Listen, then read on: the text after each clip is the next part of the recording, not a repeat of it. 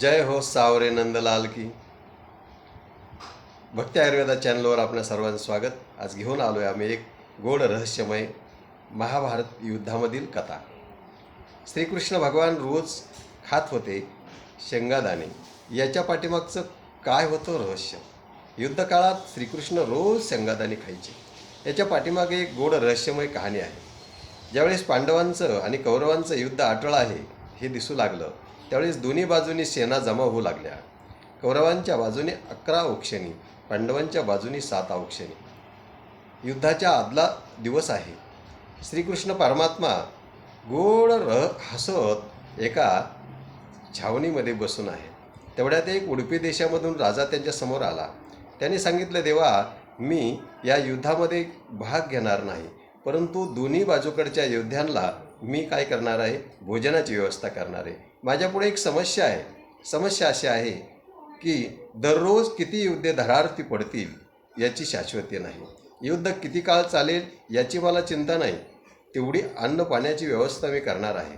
परंतु मला चिंता ही आहे की किती योद्ध्यांचं रोज मी अन्न बनवावं, कारण अन्न शिल्लक राहता कामा नये आणि एकही योद्धा अर्थात सैनिक उपाशी राहता कामा नये. याच्यासाठी मला काहीतरी उपाय सांगा. त्यावेळेस गोपाल श्रीकृष्ण परमात्मा सांगतात, तू चिंता करू नकोस. दररोज सकाळी युद्ध सुरू होण्याच्या अगोदर, म्हणजे सूर्य अस्तानंतर युद्ध बंद होत असे आणि सूर्य उदयाला युद्ध चालू होत असे, तर सूर्योदय होण्याच्या अगोदर मी जेवढे शेंगदाणे खाईल तेवढे योद्धे अर्थात सैनिक नष्ट होणार आहेत, धरार्थी पडणार आहेत. याचा हिशोब तू लक्षात घ्यायचा आणि काय करायचं, तू स्वयंपाकाची तयारी करायची. अर्थात 18 औक्षणी सैन्य आहे. 18 औक्षणी तू काय करून घे, शेंगादाणे मोजून घे. दररोज मी त्यातील काही शेंगादाणे खात जाईल. मी जेवढे शेंगादाणे खाईल तेवढे योद्धे आज नष्ट होणार आहेत हे धरून चालायचं आणि त्यांच्या वाटणीचा स्वयंपाक करायचा नाही. तेवढा स्वयंपाक कमी करायचा, म्हणजे तुझी समस्या संपून जाईल.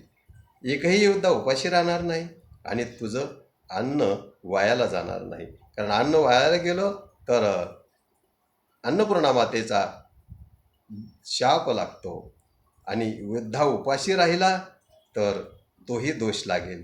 यातून सुटण्यासाठी भगवान गोपाल श्रीकृष्ण परमात्मा दररोज एक करत होते ही लीला. युद्ध चालू होण्यापूर्वी अर्थात सूर्य उदयापूर्वी शेंगादाणे खायचे. आहे का नाही गोड रहस्य? हा परमात्मा कधी काय लीला करील? आहेच तसा तो वासुदेव श्रीकृष्ण मोठा चमत्कारिक, गोड असा असणारा, गोड हसणारा आणि गोड दिसणारा, परत एको देव देवकी नंदन, हा एको शास्त्र गीताशास्त्र असा असणारा हा कृष्ण परमात्मा, त्याचं हे गोड रहस्य. व्हिडिओ आवडल्यास चॅनलला सबस्क्राईब करा, लाईक करा, शेअर करा.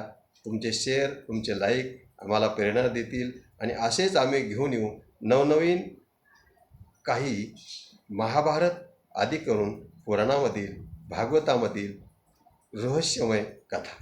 जय श्रीकृष्ण, जय राधे, जय हो सावरे नंदलाल की.